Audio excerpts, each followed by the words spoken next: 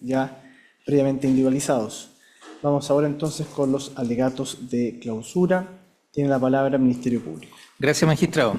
En este caso, magistrado, las alegaciones de la Fiscalía dicen más bien relación con algunas reflexiones en torno a la prueba que se ha rendido en este juicio, a la valoración que de esa prueba estimamos debe hacer el tribunal, y también, por cierto, algunas consideraciones respecto de la figura penal del artículo 272 del Código Punitivo. Insisto, no es mi intención reiterar los medios de prueba que su señoría tuvo oportunidad de apreciar de manera directa a través de las audiencias y de la jornada de juicio que transcurrieron en esta causa. Solamente, magistrado, quiero refrendar lo siguiente. En primer lugar, magistrado, el principio básico del actual sistema procesal penal es el principio de libertad de prueba, y que implica, por una parte, que son válidos todos los medios de prueba que se incorporen al juicio en la medida que no contradigan las máximas de la experiencia, los conocimientos científicamente afianzados y las reglas de la lógica.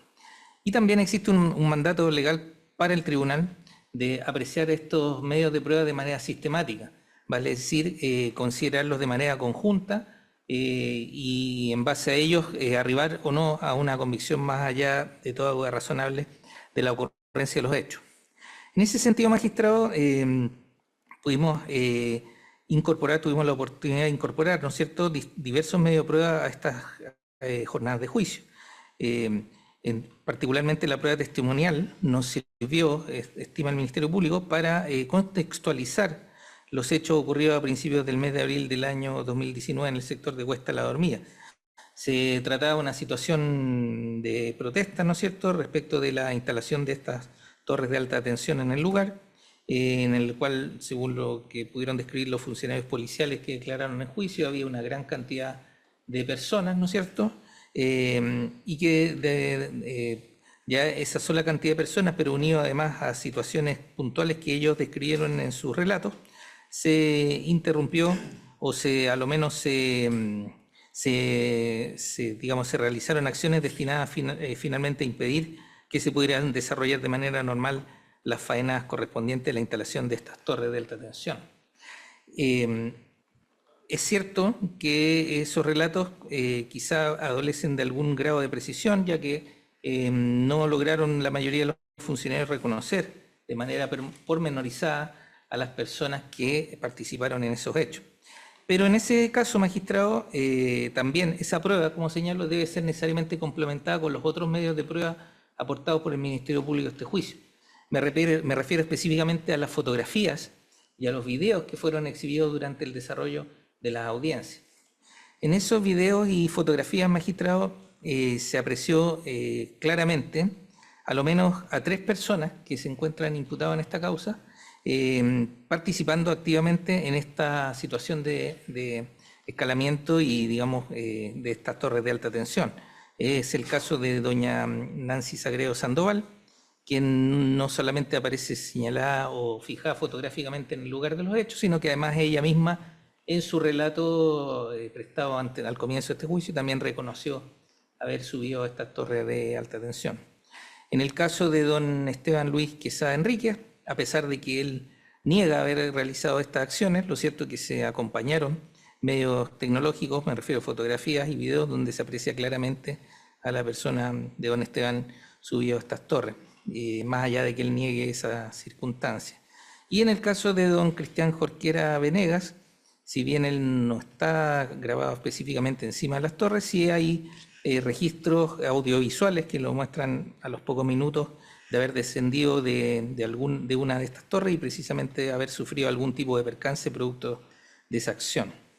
Eso, magistrado, en relación a ese punto.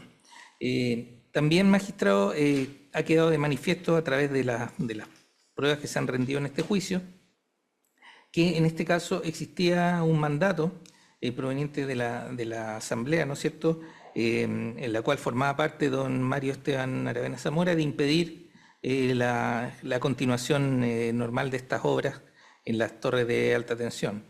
No se distingue en este mandato si esos medios para impedir digamos, el funcionamiento adecuado de estas torres eran medios legítimos o ilegítimos.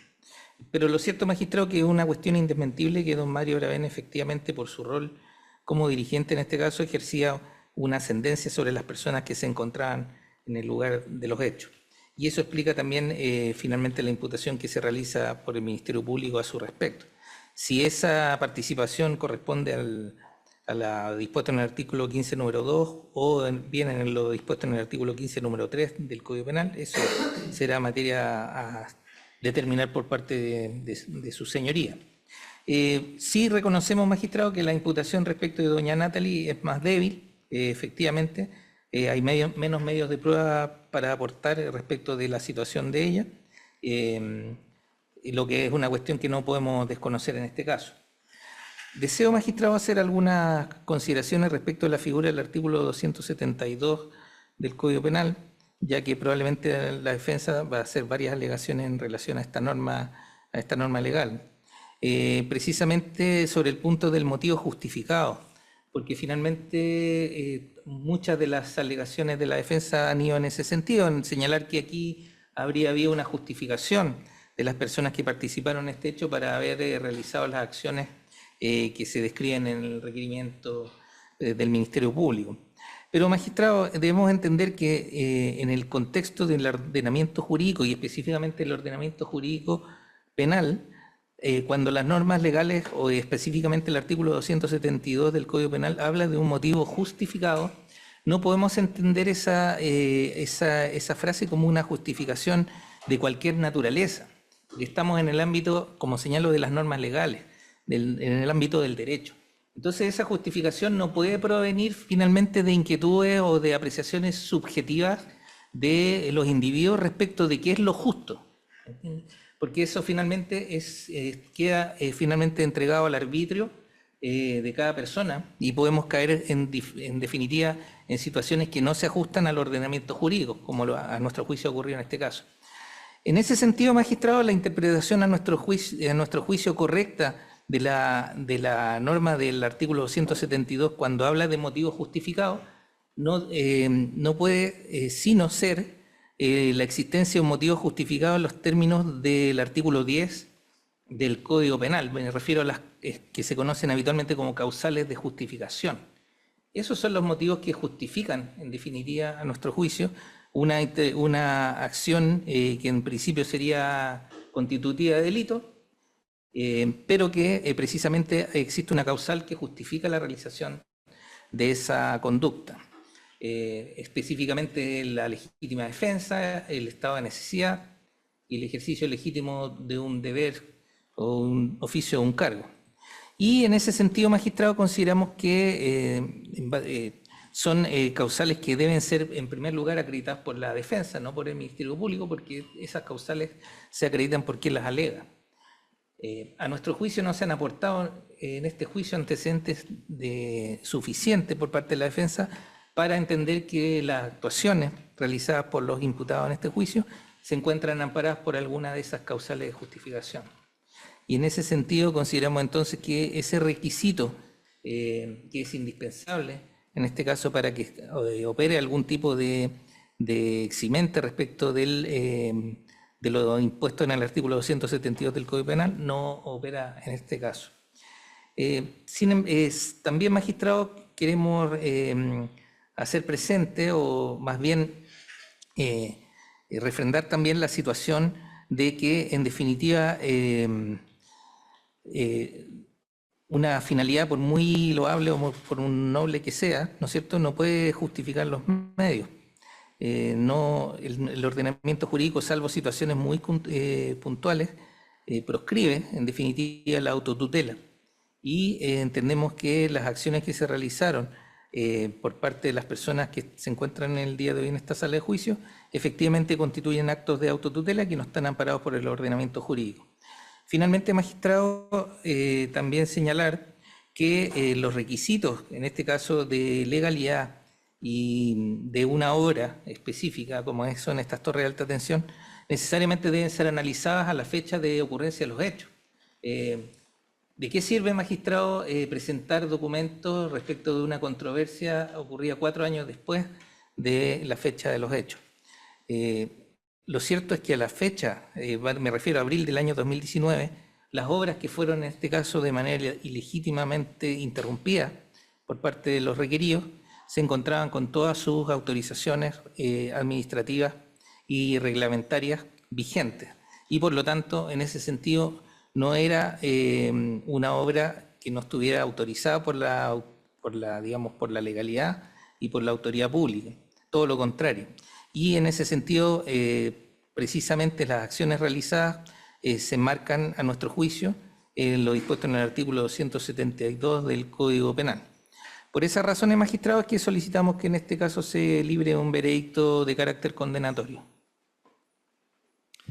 Bien, se tiene presente por querellante.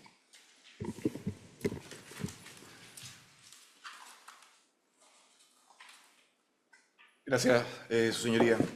Tal como lo señalamos en nuestro alegato de apertura, Chile necesita energía y eso es algo que sabemos todos. Incluso hoy día tuvimos un par de percances cuando se nos cortó la energía eléctrica en esta sala del tribunal. Sabemos lo importante que es la energía.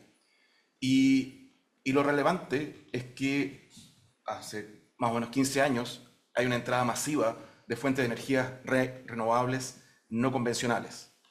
Chile se ha convertido en uno de los países líderes en el uso de este tipo de energía, logrando dejar fuera cada vez más centrales térmicas a carbón, diésel y a gas. ¿Y esto cómo lo sabemos? Lo sabemos por lo que señala también el documento número 1 ofrecido por esta prueba por la parte creyente y también por lo que declaró en estrado el testigo José Alejandro Cascante. El objetivo del proyecto Cardones por Paico era precisamente eliminar las fuentes térmicas, centrales térmicas a carbón, diésel y gas, y de hecho eliminar una de esas centrales también en esta zona de sacrificio que también abarca la quinta región de Valparaíso. Ya en la época de entrada en operación de la línea Cardones por Paico, en mayo del 2019, se venía produciendo el fenómeno del vertimiento, que consiste básicamente en desechar parte de la energía producida por falta de capacidad de transmitirla a los centros de consumo, por ejemplo una ciudad, lo que trae como consecuencia mayores costos económicos del sistema. Impedir la construcción de la línea de transmisión atenta directamente a evitar este fenómeno, así como también la seguridad operativa de todo el sistema. Las acciones realizadas por los acusados son reprochables y afectan no solo al bien común al encarecer la operación del sistema eléctrico, vale decir las cuentas de energía eléctrica más caras para todo tipo de usuarios, sino que también generan riesgos a la seguridad de la operación del sistema al dificultar que existan mayores redes de transmisión ante posibles fallas. No hay motivo alguno que justifique, su señoría, el impedimento, la paralización de los trabajos de construcción de una línea de transmisión que presta un servicio público autorizados por la autoridad competente. Tal como lo manifestó el Ministerio Público y también esta parte creyente en su alegato de apertura, la autotutela no está permitida en un Estado de Derecho democrático como el nuestro. Por lo mismo, y en relación al artículo 272 del Código Penal, que es el hecho o el delito por el cual se ha presentado el requerimiento y se ha presentado la querella por esta parte, hago presente, señoría, que, y llama la atención, el artículo 7º, inciso 3º de la Ley General de Servicios Eléctricos establece, comillas, asimismo, es servicio público eléctrico el transporte de electricidad por sistemas de transmisión nacional, zonal y para polos de desarrollo de generación. En consecuencia, la transmisión de energía eléctrica definida por el legislador es un servicio público. Y eso va de la mano con el bien jurídico protegido por el artículo 272, que, conforme lo señala el profesor Héctor Hernández en su libro Código Penal Comentado, parte especial, libro segundo, Doctrina y Jurisprudencia, comentado por don Jaime Couso y también el profesor Héctor Hernández, en la página 90, referido a esta norma, señala que el bien jurídico protegido es la función pública, en este caso expresado en el desarrollo de trabajos públicos, los que pueden ser efectuados por el Estado o autorizados por el Estado. Por tanto, no cabe duda que se ha visto afectado el bien jurídico protegido por esta norma por el actuar de los imputados. En este caso, señoría, el Estado ha tercerizado esta labor o este deber que le corresponde en privados. Y así lo hemos demostrado a través de los documentos aportados por el Ministerio Público, documento número 6, documento número 5, documento número 1, número 2, número 3 y número 4, donde están las copias de los decretos respectivos de decretos supremos, incluso del Ministerio de Energía, que adjudica estos trabajos y los autoriza. Aquí se mencionó por parte de la defensa, bien sabemos que las teorías subsidiarias en un régimen adversarial trae complejidades y problemas. Primero se nos dijo que era atípico estos hechos. Incluso se habló de una atipicidad objetiva, dado que no se había ofrecido como prueba ni se había incorporado al juicio la resolución de calificación ambiental que autorizaba estos trabajos. Sin perjuicio que esta parte cree que no era necesario dicha resolución de calificación ambiental para estos efectos, para acreditar que está autorizado, la prueba nueva ofrecida por la propia defensa en su fallo, que fue incompleto, el fallo de casación sí lo menciona expresamente, pero incluso el fallo de sentencia de reemplazo menciona expresamente que existe la resolución de calificación ambiental número 1608/2015, que es la que autoriza justamente estos trabajos, la que es invalidada parcialmente. Es decir, ha sido la propia defensa la que ha incorporado este elemento de prueba que según ella faltaría. Su señoría, con respecto a esta RCA y el fallo de la Corte Suprema, me quiero hacer mención brevemente a que tal como se mencionó y se lee en la misma sentencia de reemplazo y también en la sentencia de casación, solo procedió a invalidar parcialmente la RCA, esto también lo escuchamos del testigo Cascantes, y en específico a 10 torres, 1817 a 1819. Es decir, la 826 se mantiene inalterable su resolución de calificación ambiental. No solo a la fecha de los hechos, que yo comparto la opinión del Ministerio Público, sino que hasta el día de hoy. Hasta el día de hoy, la 826 no se ha visto afectada por ningún fallo de la Corte Suprema. Es más, escuchamos al testigo Cascantes, que mencionó que la torre más cercana se encontraba a 3 kilómetros al oeste de la torre 826. En consecuencia, y lo que es muy relevante, la Corte Suprema no ordena la paralización de la línea. Es más, el fallo de casación dice que, reconoce expresamente, la línea está en funcionamiento, tal también como lo mencionó el testigo Cascantes. Sino lo que ordena la fallo de la Corte Suprema es abrir un nuevo proceso de participación ciudadana, de acuerdo al artículo 25 quinquies de la ley 1300 de base del medio ambiente, ¿en relación a qué? A estas 10 torres. Escuchamos también al testigo Altamirano, presentado por la defensa, que, si bien es cierto, no conocía muchos de los hechos específicos de la torre 826, por lo que nos motiva este juicio, ante contrapregunta de este abogado, señaló que no tenía conocimiento, no sabía en qué consistía el fallo de la Corte Suprema. No sabía que consistía en abrir un nuevo proceso de participación ciudadana. Tampoco sabía, que es un dato, que la comunidad La Dormida, sus dirigentes, no participaron en ese proceso. Ninguno de los acusados participaron en ese proceso de participación ciudadana. Sí, otras entidades, incluso representadas por algunos colegas defensores, pero que no tienen que ver con la comunidad de la Dormida ni su directiva. Por tanto, la torre 826 contaba a la fecha de los hechos con todas las autorizaciones, todos los permisos, y hasta el día de hoy también cuenta con dichas autorizaciones. Con respecto al hecho típico, señoría, efectivamente existe impedimento, se probó en juicio ese impedimento y esa obstaculización de las obras a través de los testimonios del testigo Federici, la comisaria Ormazábal, el testigo Vergara e incluso el testigo Vilches, que si bien recordaba más o menos lo que había ocurrido luego de 5, casi 6 años a la fecha, sí recordaba que no estaba en funcionamiento y se había impedido el avance de estos trabajos. Lo vimos en las fotografías acompañadas y ofrecidas, incorporadas como prueba, y también en los videos en los cuales se da cuenta de que la torre estaba parada. Efectivamente, aquí viene la segunda tesis alternativa de la defensa. Aquí no hubo impedimento porque la torre estaba hecha. Escuchamos al testigo Cascantes y señaló que la torre estaba sin cables, no estaba energizada. Le exhibimos las fotografías 3 y 4 del medio de prueba número 28, en que recordará su señoría cuando el testigo empezó a hablar de los rodillos. ¿En qué consistían los rodillos y las fotos que le mostramos? Los rodillos es para que pasen los cables de alta tensión. Esos rodillos estaban sin cables. El testigo Cascantes dijo, faltaba vestir, ocupó esa palabra, vestir la torre. Y al estar desvestida, dijo expresamente que la torre no servía para los fines que está construida y levantada, que es la transmisión de energía eléctrica.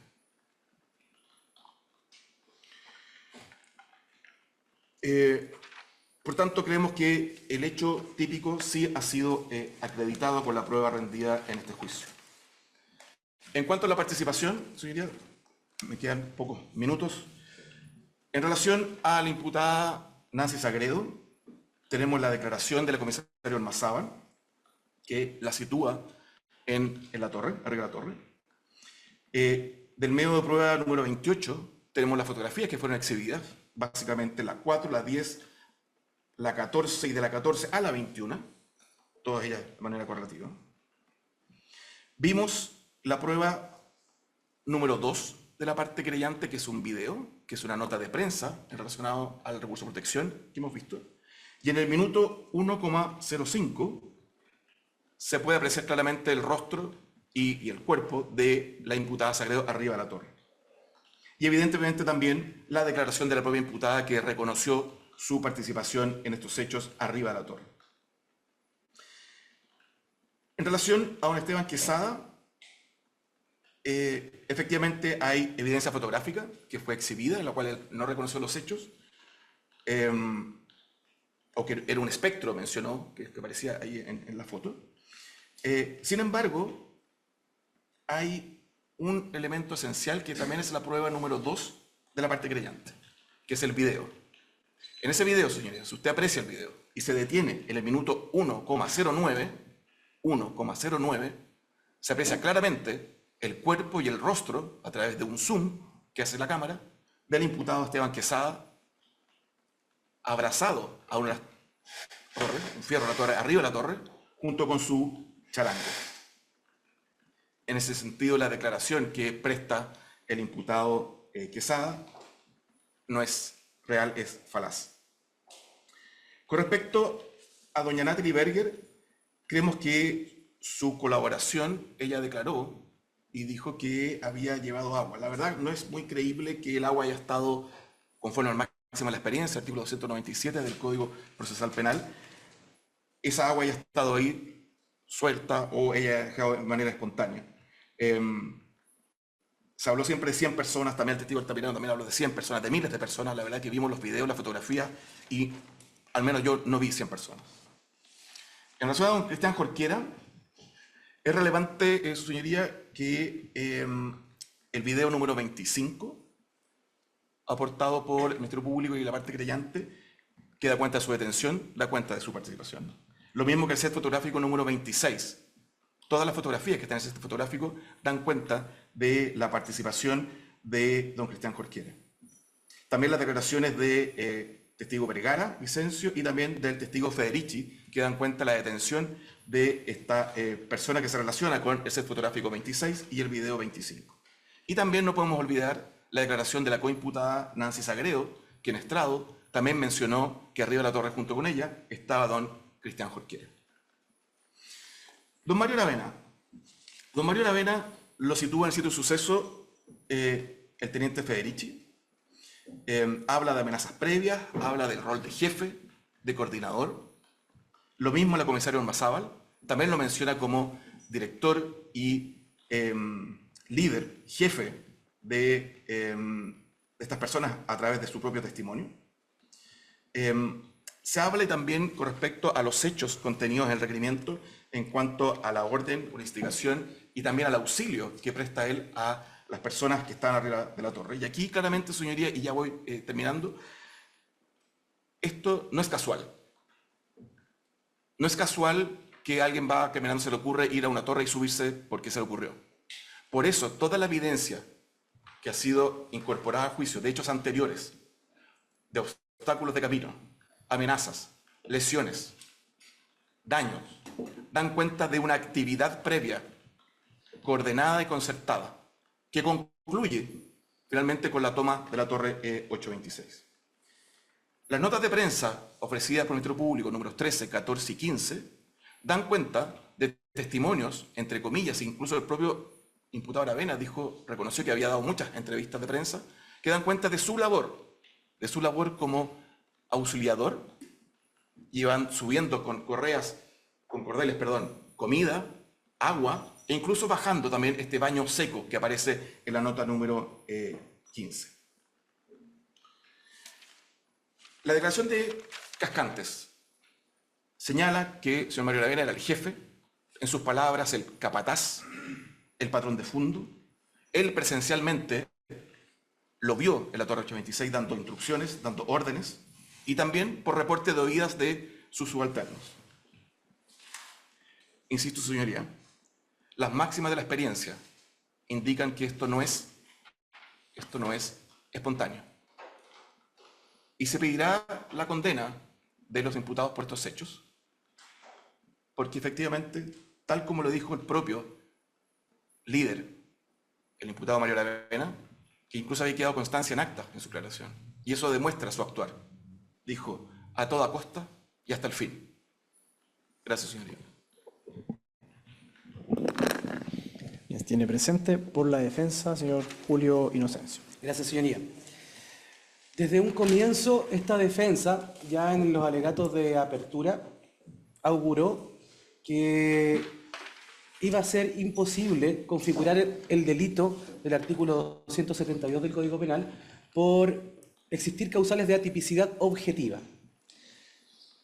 El fiscal nada dijo al respecto, solamente se hizo cargo de esta parte el señor querellante.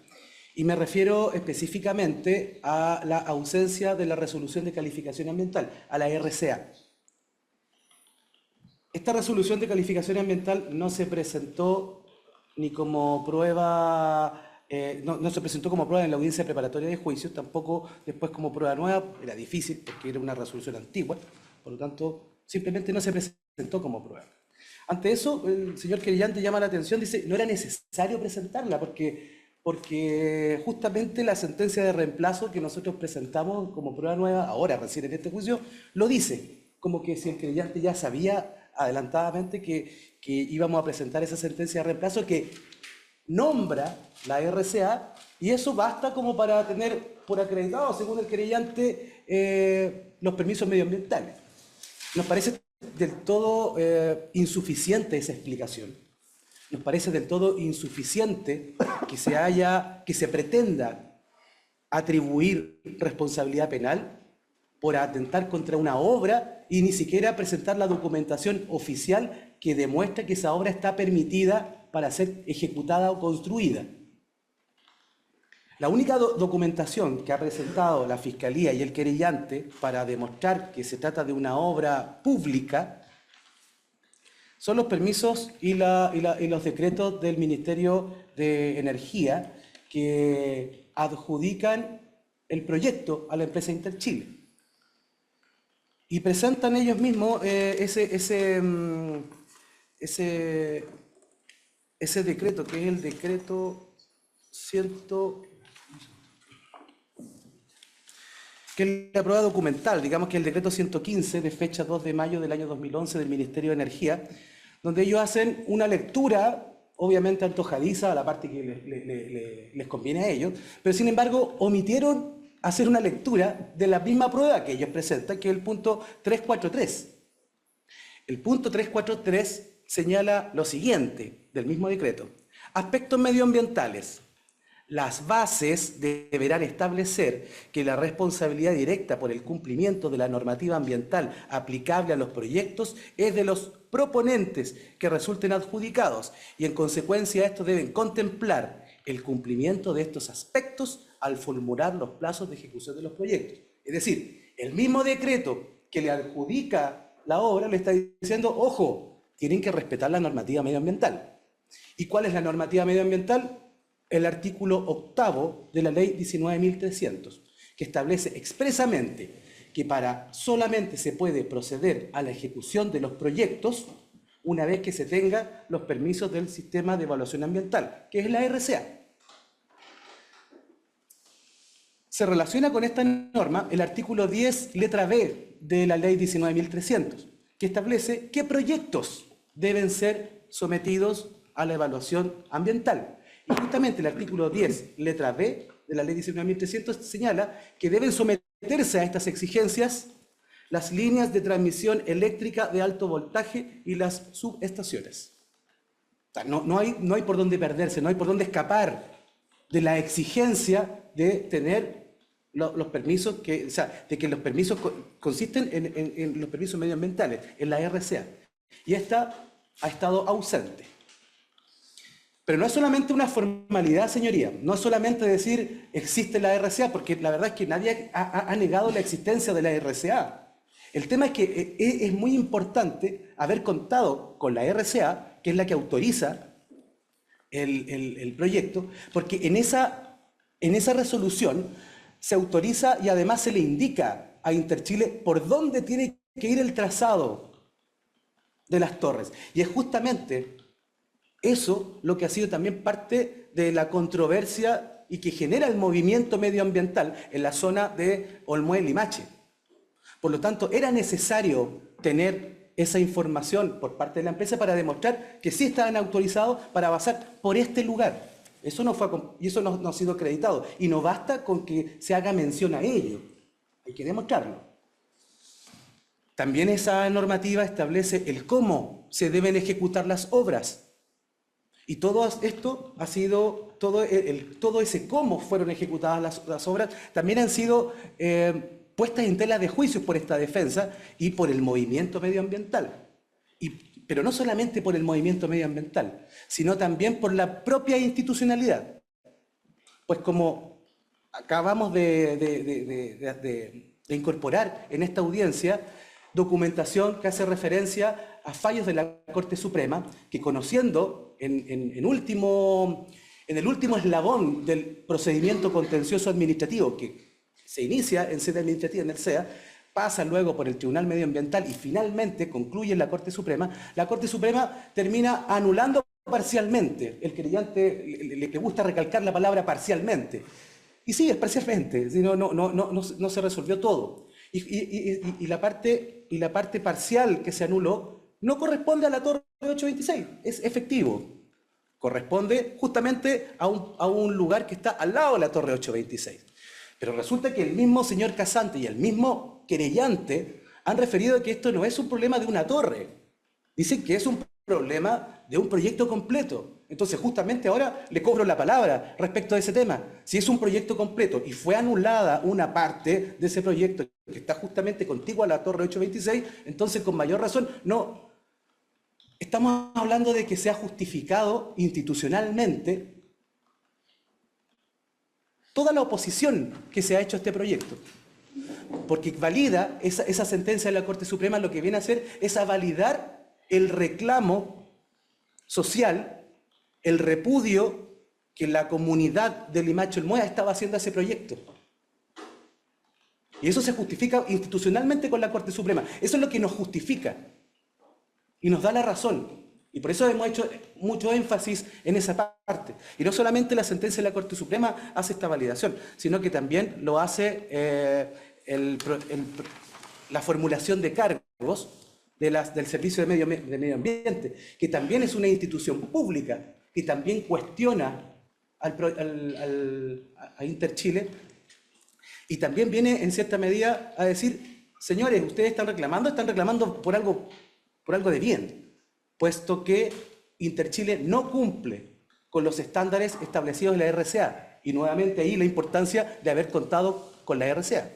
Pues bien, esta definitivamente no se presentó, por lo tanto no va a poder acreditarse el elemento autoridad competente establecido en el artículo 272, el que por vías de hecho se hubiera opuesto sin motivo justificado a la ejecución de trabajos públicos ordenados o permitidos por la autoridad competente. Ese elemento, autoridad competente, está fuera de la probatoria en este juicio, por lo tanto, ha tipicidad objetivo por ese punto. En segundo lugar, señoría, quiero referirme a la justificación, que como usted ya podrá advertir o adelantarse en pensamiento a lo que voy a decir, es que el motivo al que alude la ley no puede ser un elemento normativo y no puede esperarse una justificación del artículo 10 del Código Penal como señala el fiscal, porque no es necesario hacer referencia. Si la norma del artículo 10 es aplicable a toda la parte especial del Código Penal. no necesita una norma hacer referencia de que puede ampararse un imputado en la normativa, en las eximentes del artículo 10. No es necesario que lo digan. Sin embargo, si lo dice, es por algo. Y lo dice expresamente el tipo. El que por vías de hecho se hubiere opuesto sin motivo justificado. En primer lugar, entendemos que sin motivo justificado es un elemento del tipo, no es un elemento del elemento antijuricidad. Estoy hablando de la dogmática de los elementos que conforman el tipo. Es un elemento del tipo y sin motivo justificado. Pero, ojo, el que por vías de hecho se hubiere opuesto sin motivo justificado quiere decir que podríamos darle otra lectura al tipo. Podría ser el que por vías de hecho se hubiere puesto con motivo justificado, no va a ser castigado. O sea, si hay motivo justificado te puedes oponer por vías de hecho. ¿Y qué son las vías de hecho? Son justamente acciones de protesta. Son, por ejemplo, subirse arriba de una torre. Esas son vías de hecho. Pero si tienes una justificación, lo puedes hacer. Lo que no puedes hacer, y sería delito, si es que te subes arriba de la torre y no tienes un motivo justificado. Pero aquí el motivo justificado ha sido demostrado en sus anchas. A nadie le queda duda en este juicio, señoría, de que esto se trató de un conflicto medioambiental. Un conflicto medioambiental de toda una comunidad en contra de una empresa que no respetó las normas medioambientales. Por lo tanto, entendemos que también falta el elemento sin motivo justificado, puesto que hemos señalado cuál es el motivo justificado, y es la lucha medioambiental. En las torres estaban mal emplazadas, y digo mal emplazadas. Y aquí quiero hacer una referencia al eslogan del querellante. Chile necesita energía. Con ese eslogan, claro, pareciera de que ISA Interchile nos viene a salvarle la energía porque no tenemos energía, o energías limpias. La verdad es que en ninguna parte de la prueba de esta defensa se ha establecido que mis representados se opusieron a que se transporte energía. La oposición era a que el transporte de energía se hiciera atravesando un lugar que es Reserva Mundial de la Biosfera. Si querían llevar energía, y eso lo dice el testigo Andrés Moreira, se les planteó a la empresa en su oportunidad, en una reunión de participación ciudadana, por qué no pasaban con su carretera eléctrica en forma paralela por la Ruta 5. Y la respuesta dijo que no, porque eso era muy caro y eso hacía inviable el proyecto. Puede ser, pero habían alternativas, claramente. Ahora, no sé si les habrá salido más barato haber pasado a esta altura, después de todo lo que ha pasado, por la Reserva Mundial de la Biosfera. Creo que no. Quizá hubiese sido más barato haber pasado por la Ruta 5 y se hubiesen evitado todos estos problemas. Pero lo cierto es que no hay una oposición al proyecto y a la energía limpia. El tema es, no destruyamos una Reserva Mundial de la Biosfera. Esa es parte de la justificación, señoría, que mis representados, que argumentamos por los representados. Por lo tanto, tampoco se configuraría el tipo respecto de ese elemento. Luego, señorías, voy a hacer referencia a la participación. Han referido tanto el querellante como el Ministerio Público que la prueba ha sido suficiente para demostrar la participación de mis representados. Respecto de doña Nancy Sagredo, se ha dicho que hay una fotografía que la vincula y efectivamente ella reconoce haberse subido a la torre. Pero resulta que, por un lado, no basta solamente la declaración de ella misma. Bueno, la fotografía la muestra ella. Pero ella, ni la Fiscalía, ni el querellante presentaron prueba que demuestre en qué fecha se subió. La verdad es que ellos establecen un rango de fecha en el requerimiento, pero respecto de la subida de mi representada, que pudo haber sido antes o incluso después de esa fecha, nada se demostró. Por lo tanto, si tiene participación culpable dentro de la fecha establecida, nada no está dentro de esa fecha. Y no se puede demostrar y no se puede tampoco vincularla directamente como que por haberse ella subido a la torre, se paralizó el proyecto. Pérdidas para la empresa. La culpa es de doña Nancy Sagredo. No puede ser tan ruin la argumentación como para sostener tamaña aseveración. Por lo demás, que en su declaración, en la declaración que presta doña Nancy, ella señala que cuando ella se subió no había nadie trabajando en la torre.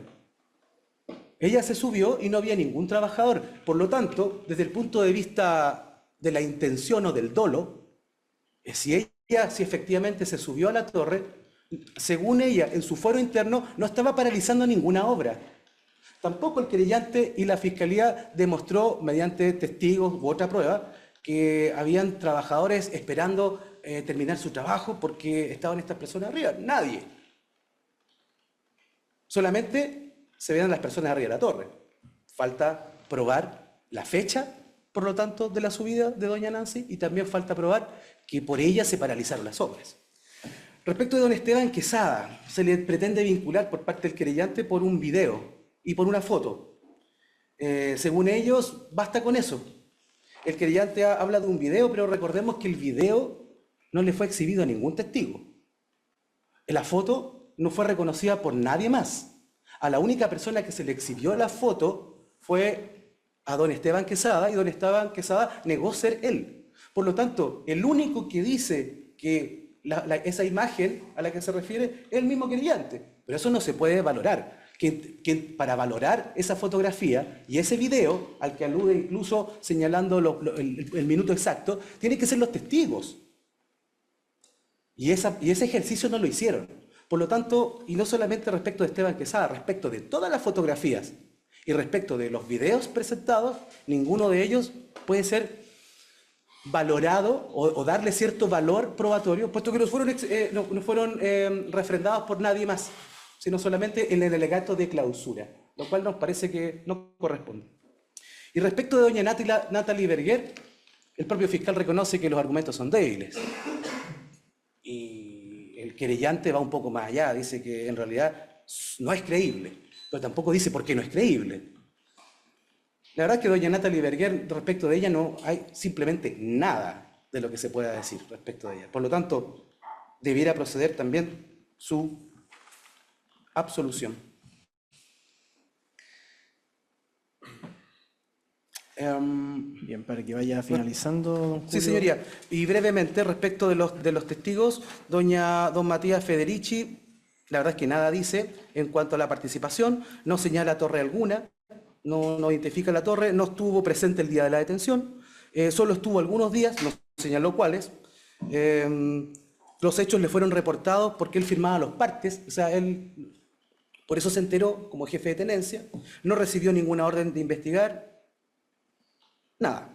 Respecto del señor Claudio Vilches, no recuerda día y hora, no tengo claridad, señala. Recuerdo vagamente que subieron a unas personas, pero no sabe ni por dónde ni cuántas personas, no identificó a nadie. Doña Karen Ormazábal no estuvo en el sitio del suceso, se lo dijo varias veces.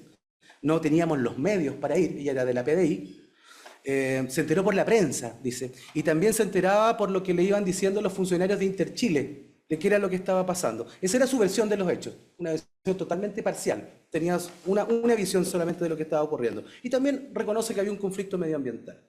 Don Hernán Vergara señala que nadie fue identificado por él, no aporta fechas, solo refiere en términos generales.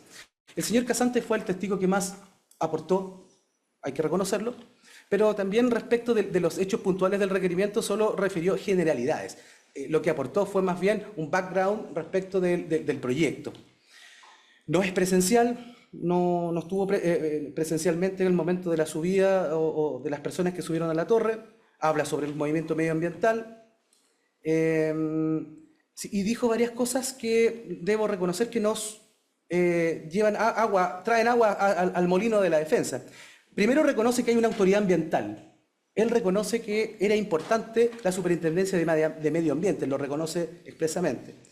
Reconoce la importancia de la RCA, reconoce la invalidación parcial, tener conocimiento de la invalidación parcial de la RCA, habla de la torre 827, que había que cambiarla, reconoce también que fueron multados por el Ministerio de Energía porque tenían un retraso de 17 meses. Ojo. Él reconoce que tenían un retraso de 17 meses y pretenden atribuirle responsabilidad a mi representado porque se subieron a la torre por el retraso de 17 meses. Nos parece que por ahí va un poco el tema. Tienen que justificar el retraso de 17 meses porque están multados. Y ese es un proceso que está pendiente.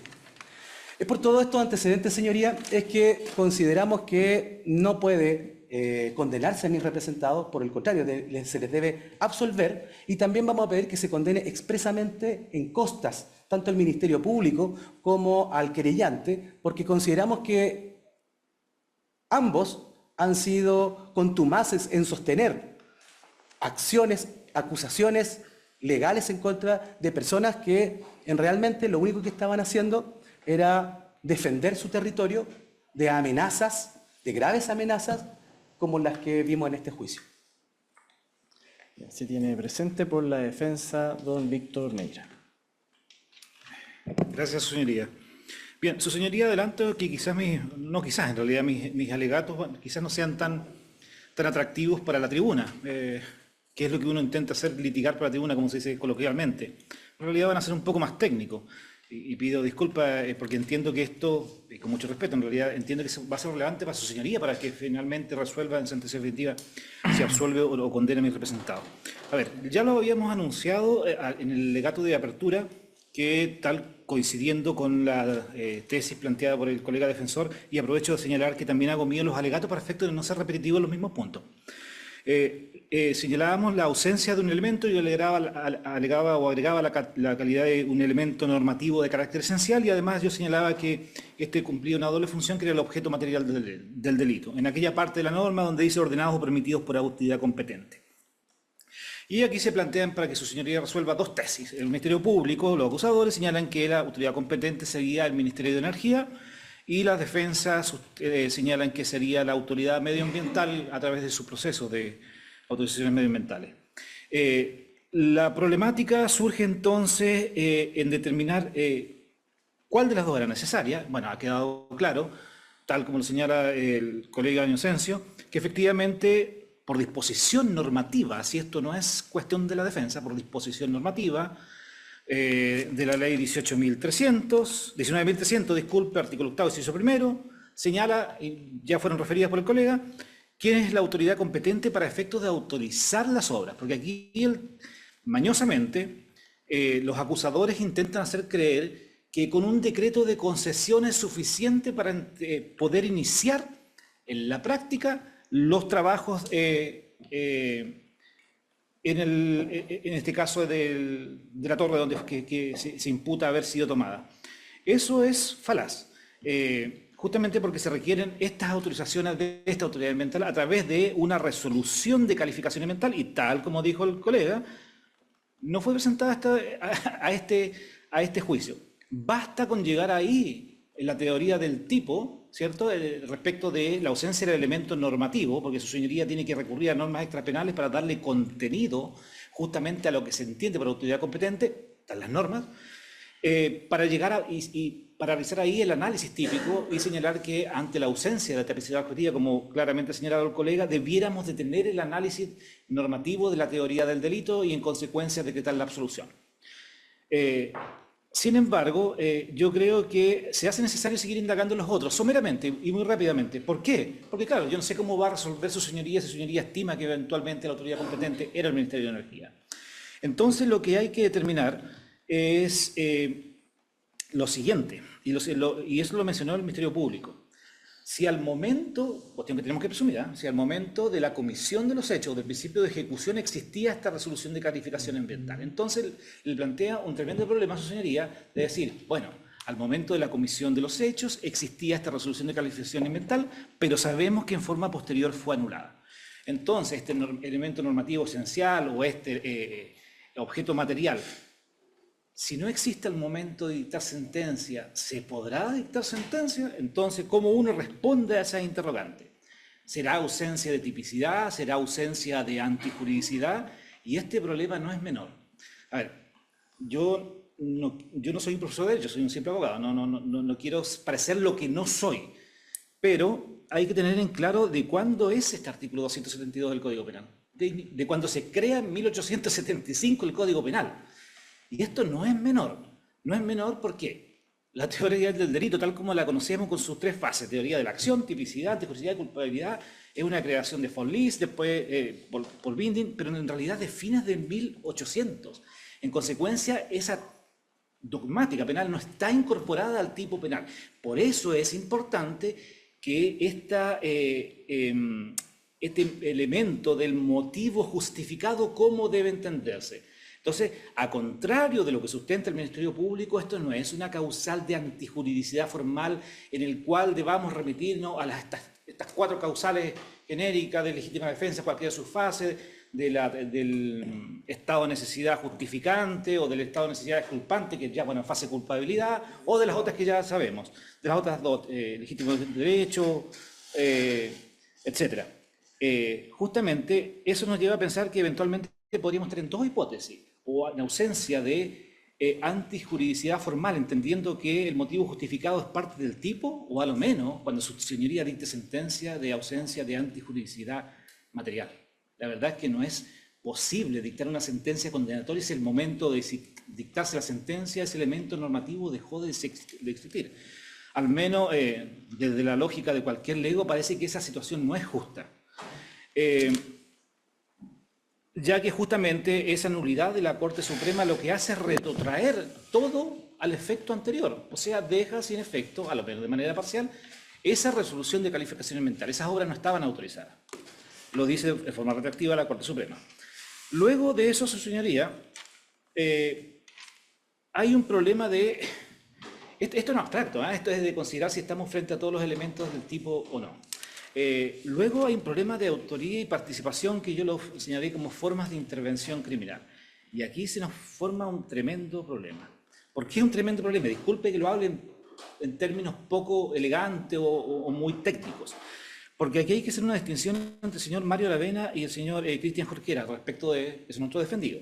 Respecto del señor Mario Aravena, el Ministerio Público nos señalaba una dicotomía dogmática o semántica, si usted lo quiere señalar, este autor-inductor que no puede ser autor y partícipe. No, es imposible que respecto a un mismo título de imputación se intervenga de 2 formas tan disímiles y tan distintas. Sin embargo, esto no tiene solamente una explicación desde un aspecto meramente abstracto, sino que llevado al ejercicio de su función de las conductas que se le imputan a los acusados, en este caso al acusado Aravena, respecto de los hechos propiamente tales.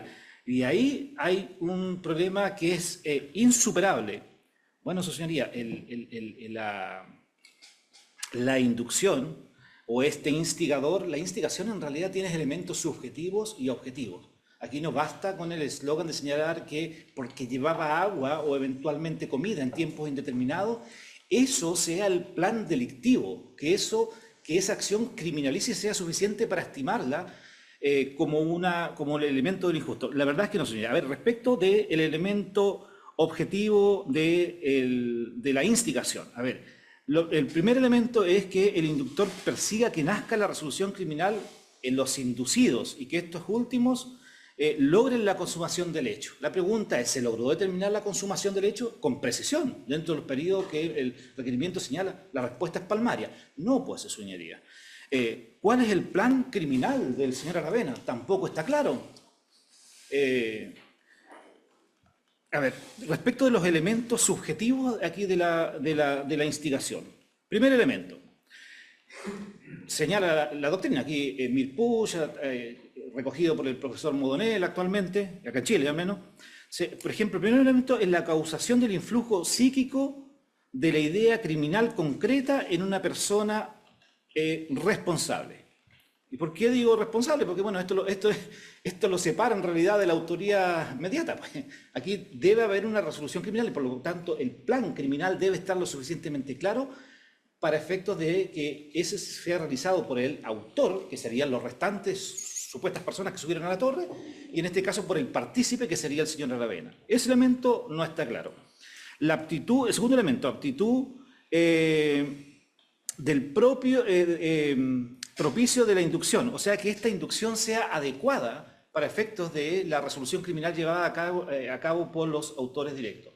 Tampoco nos ha dicho nada ninguno de los dos, o del acusador en este caso. Y que el sujeto inducido, en este caso el autor, conociera o comience la ejecución del hecho.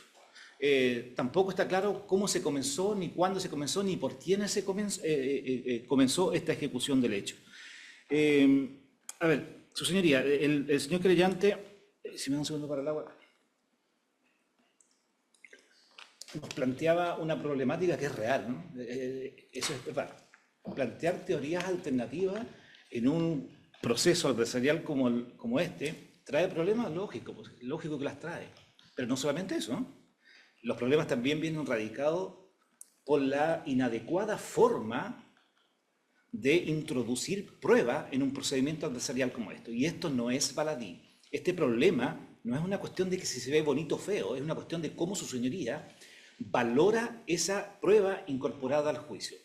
Porque su señoría lo que no tiene es capacidad o calidad de generar prueba o de interpretar la prueba si le presentan un video que cuando usted lo debe de ver o un set fotográfico, ¿cómo yo determino que es el señor Jorquera el que está ahí? Si ningún testigo me dice que es ese señor Jorquera o que aparece otro individuo ahí, ¿cómo yo determino de un set fotográfico donde al parecer se lee el auto de apertura? La nomenclatura de la autoapertura, eso no genera prueba. Tienen que probar que se trata de eso, de lo que se está anunciando. ¿Cómo se hace? Bueno, lo señaló muy claro el señor don Julio, que se hace a través de la introducción de otros medios probatorios, especialmente peritos o testigos. Eso no se señaló. Voy avanzando. A ver, su señoría, respecto del señor Aravena, el único medio de prueba que tiene en realidad el señor Escante, que es este ingeniero eléctrico de nacionalidad colombiana. A ver, yo debo ser sincero, me costó entenderlo un poco quizás por el acento, pero tomé nota lo más preciso que pude. Señalaba que él era un capataz, un patrón de fondo, no sé si le habré escuchado que era una especie de comandante al estilo tiro fijo, pero a lo menos sí estoy seguro que dijo que era un comandante, eso sería. Y que esto lo sabía justamente por una especie de análisis de inteligencia que hacían dentro de su empresa. Su señoría, ¿bastará eso para comprobar que efectivamente estamos frente a un inductor respecto de un plan criminal que no sabemos cuál es ni cuándo se realizó? No quiero con esto ser irónico ni burlarme de una teoría del caso planteado justamente por la parte contraria. Yo en el alegato de apertura también señalé que en realidad cuando se nos achacaba a la defensa esta carencia de preparación intelectual o de respecto a mi patrocinado, que solamente íbamos a hacer una defensa de la protesta social, la verdad que eso es falso, eso es falacia adónime. No quiero incurrir en eso, yo estoy solamente señalando el contenido del mensaje del único testigo que aporta poquitos hechos.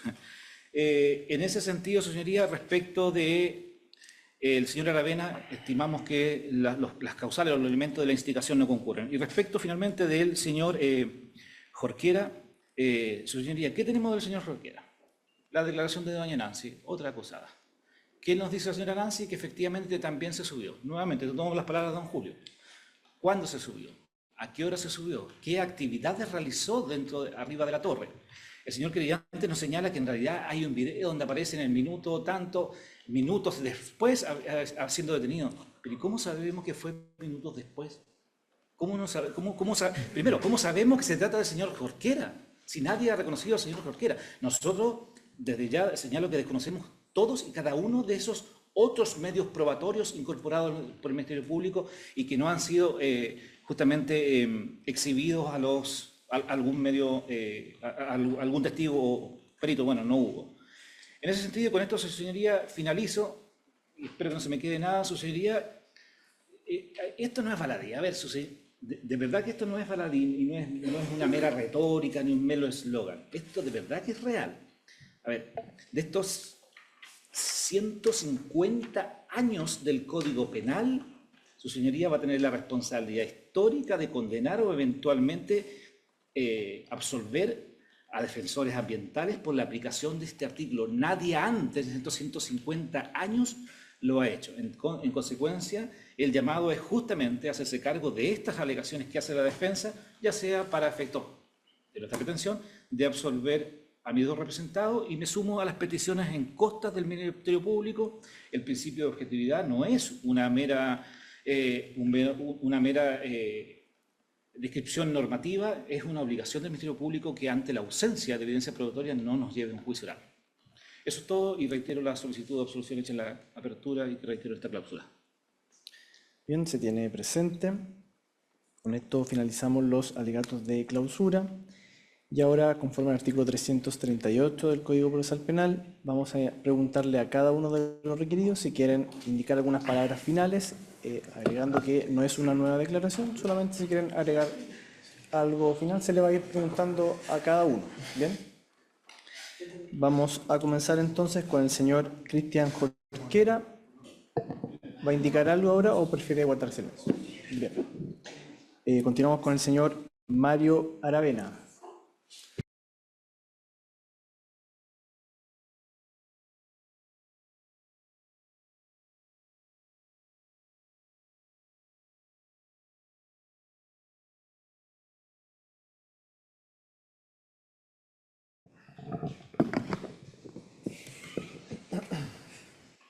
Bien, con esto declaramos cerrado el debate y nos falta entonces dictar veredicto. El tribunal, este juicio ha sido, bueno, todos saben, una jornada bastante extensa desde el día lunes que estamos en este juicio. Así que para ir avanzando, el tribunal también ha ido revisando la prueba que se ha ido incorporando a fin de dar un poquito más de celeridad a la parte del veredicto. Y con este objetivo también se incorporó ahora la prueba de la defensa y también alguna prueba nueva. La idea de este tribunal es dictar veredicto en esta jornada, así que vamos a hacer un receso. Voy a consultar unos documentos y con eso estamos en condiciones de hoy día mismo dictar el veredicto. Son las 18 horas 45 minutos. Vamos a retomar.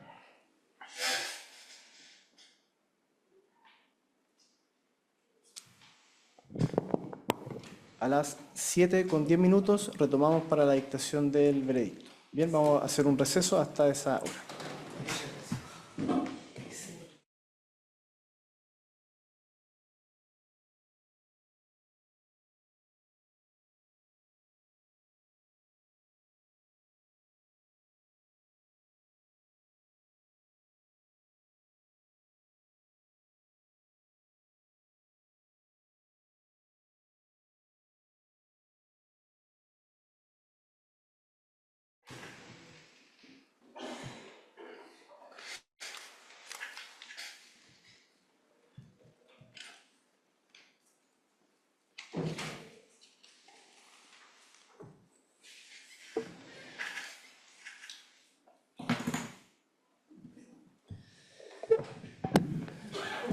Estamos con audio, magistrado. Bien, siendo las 19 horas con 15 minutos, se reanuda audiencia en causa RIT 247 del año 2019, audiencia de juicio oral. Antes de dictar el veredicto, dos comentarios previos, muy brevemente. El primero era para aludir a esta carga histórica de los 150 años, la verdad, para bajar un poco esa carga que se ha indicado de que la verdad es que el tribunal, en la revisión que se efectuó de forma previa, hay algunas sentencias ya sobre la materia, puede que se citen o no en el fallo, pero para no generar esa expectativa de los 150 años desde ya, ¿bien? Para manifestarlo desde ya. Bien, entonces, y el segundo comentario, también muy brevemente, ya que estamos en el último día de juicio, quisiera indicar que más allá del rol que desempeña un abogado como querellante, como abogado defensor, me parece que no resta al ejercicio profesional mantener una cierta deferencia entre colegas. Se podrá tener diferencias de fondo como en la mayoría de los juicios, pero creo que esto no debe llevar a olvidar ciertas formas. Bien, solamente quería mencionar eso. Ahora vamos entonces con el veredicto. En Limache, a 24 de enero del año 2025, vistos, oídos y teniendo presente. De conformidad con lo dispuesto en los artículos 339, 340, 341 y 396 del Código Procesal Penal, valorando la prueba testimonial, documental, fotográfica y audiovisual rendida, y en atención a lo dispuesto en el artículo 297 del mismo cuerpo legal, se resuelve absolver a Mario Esteban Aravena Zamora, cédula de identidad a Nancy Analina Sagredo Sandoval, cédula de identidad a Natalie Sofía Berger Barrera, cédula de identidad a Esteban Luis Quesada Enríquez, cédula de identidad, y a Cristian Antonio Jorquera Venegas, cédula de identidad, de su participación en el delito de oposición injustificada a la ejecución de trabajos públicos, prevista y sancionada en el artículo 272 del Código Penal, supuestamente perpetrado entre los días 2 al 11 de abril de 2019 en la comuna de Olmué. Lo anterior, por considerar que la prueba rendida en este juicio no fue suficiente para acreditar, más allá de todo juez razonable, la existencia del ilícito y, en consecuencia, la participación en aquel por parte de los requeridos. Especialmente, se tiene en consideración que no se lograron acreditar todos y cada uno de los elementos del tipo penal del artículo 272 del Código Penal. Esto es, se acreditaron solo uno o más elementos, como la existencia de una clase de oposición, pero no otros como las vías de hecho a que alude la norma, cuyo fundamento se indicará con mayor profundidad en la respectiva sentencia definitiva. Atendido lo resuelto precedentemente, se dejan sin efecto las medidas cautelares decretadas en la presente causa respecto a las personas individualizadas precedentemente. La sentencia será comunicada en audiencia del día 29 de enero del año 2025 en el bloque de las 11 horas, quedando desde ya debidamente emplazados los intervinientes. Se consulta Ministerio Público si va a acudir a dicha audiencia o se excusa de su participación. Sí, yo magistrado, en lo personal me excuso, pero hay un colega que va a estar, me refiero a un fiscal que va a estar presente ese día en la audiencia, por lo tanto el Ministerio Público va a estar presente en la lectura. Bien, se tiene presente por querellante. Su inicio y prejuicio que no es obligatorio asistir, probablemente algún representante de la querellante asistirá. Bien, por las defensas. Magistrado, por la defensa voy a concurrir yo en representación de mis colegas. Bien, de los tres. Señoría Bien. Y por sus representados, ¿acuden a dicha audiencia o se excusan de la misma? Consultar entonces, o vamos uno por uno.